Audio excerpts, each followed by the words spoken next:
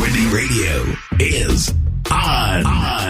The entertainment show that gets you up close and personal with today's hottest stars. Here's your host, Nabel J. Lee.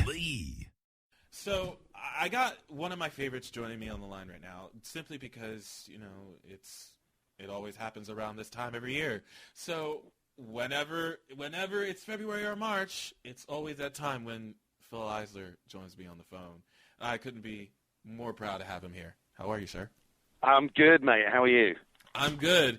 It's just the mere fact that you are nonstop busy. I'm so happy for the fact that you are, not just the fact that you're composing Empire Still and Unreal, but you got some other stuff going on right now that I heard about that you're working on. Yeah, a couple of cool things. I just had a movie that was a lot of fun to do, How to Be Single, and that was a really good laugh. And now I'm sort of ramping up on a couple of other movies, and yeah, good fun stuff, man.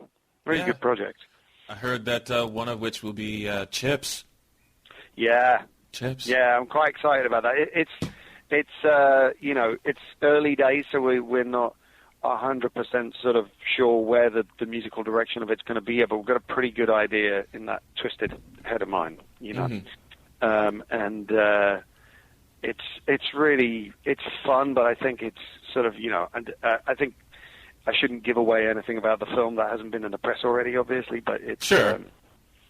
It looks like they've got a pretty good take on it. It doesn't feel like a sort of campy 70s thing, it's like it's happening now.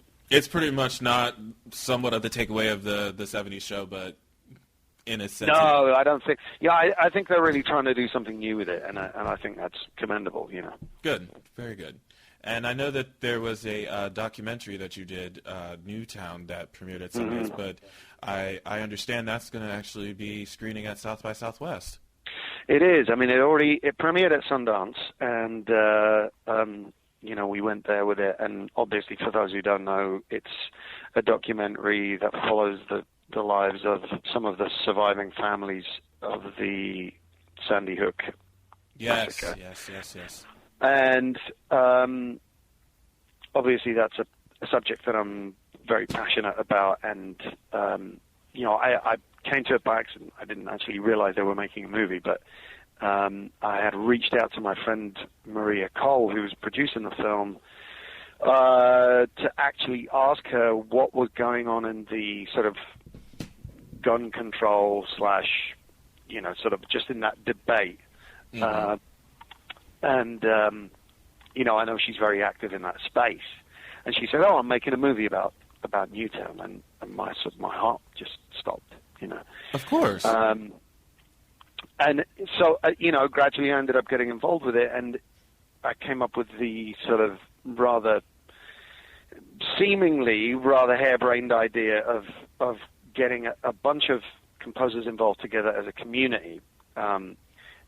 Conceptually, at least, it was a cool idea, Mm-hmm. But actually, there was a little bit of method behind the lunacy, because I sort of thought, this is a movie that deserves more than just my point of view. The score needs to be very, very humble about the subject matter. Right. And so I think, since it's a movie about community, what about if a community of composers could actually reach out and help? So it ended up with 17 of us. Wow. With everybody from Blake Neely and George S. Clinton, Chris Lennertz, Tyler Bates, Jeff Danner, Miriam Cutler, just this insane embarrassment of riches. Mm-hmm.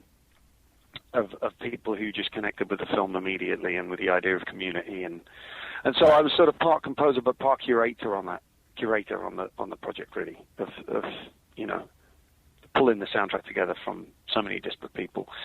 And it's sort of snowballed to the point where I think, even though the movie is now done, I think we may very well be sort of putting together an album and then possibly even some live shows somewhere. So, watch this space. Awesome. I had no idea about that, but it's just the idea of me listening to you tell that story. When I literally was at home, and the first thing I saw as soon as I got in the house was about the Sandy Hook thing happening as soon as I walked in the door, and I was just enthralled in such a way where I had tears coming down my face. It's because it is heart-wrenching. It's heartbreaking to see that happen to young kids. These are young kids. It is, and it's, look, you could get me talking on this subject for hours and hours. Absolutely, believe me. we could. But also, the thing about the film is that it's incredibly hopeful. Is that it's not necessarily a political movie. I think people who hold, maybe another point of view about this that doesn't necessarily fit the sort of left wing or whatever you want to call it sort of profile shouldn't be put off by this movie. It's a movie about healing and about community. I think it's a movie that's intended to bring people together in the middle for the sake of discussion. It's not. It doesn't preach to the choir or to anybody else. It is, insofar as it's possible to make a movie about this sort of thing that isn't political. I think this film does that. It doesn't sound like that was difficult to even reach that point when you did it. It's just, for me, listening to this, as you said, it's one of those things where they'll probably watch it and it's like, there is hope. It's not one of those things where you're going to watch it and you're just going to be upset all over again. You're actually going to...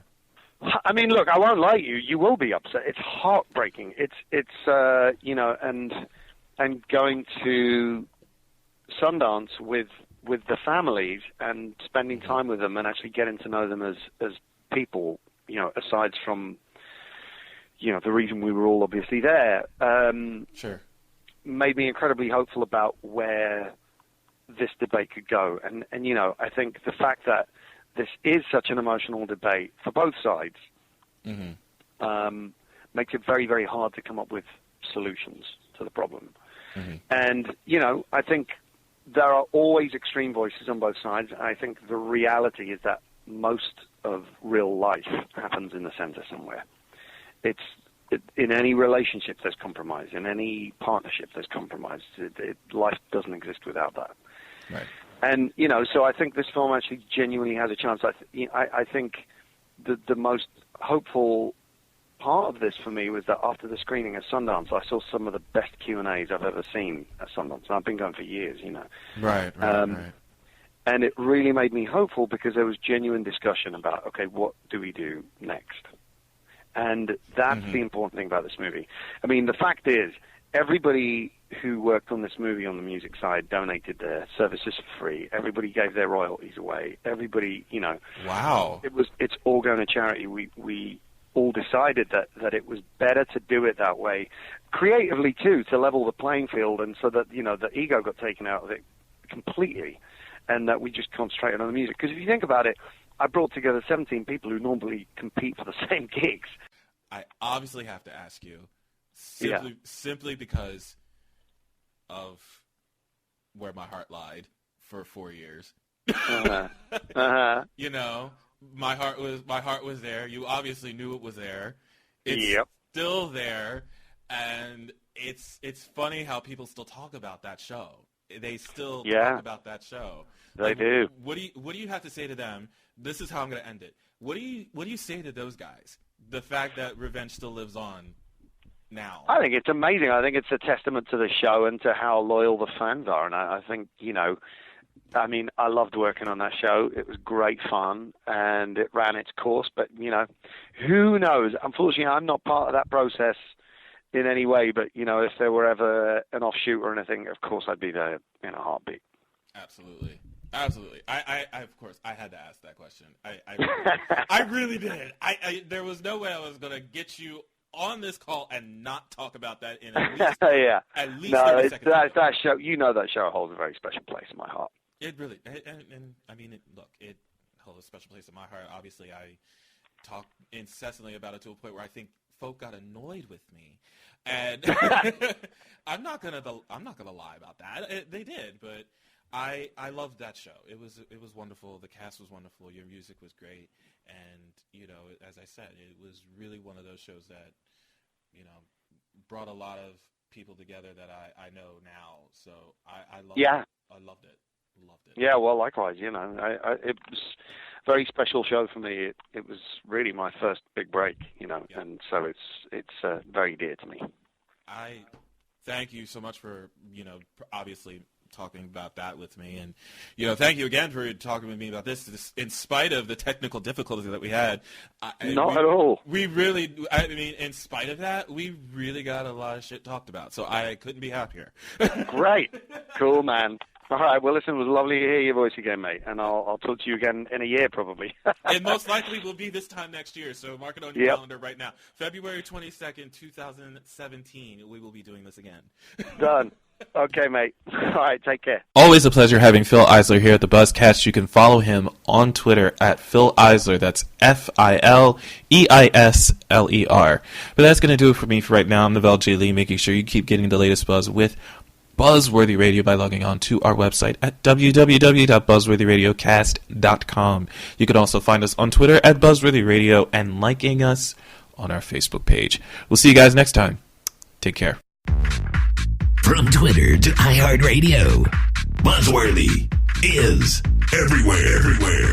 Miss the show? Log on to BuzzworthyRadiocast.com for past shows and videos of some of your favorite stars. Stay connected to Buzzworthy Radio.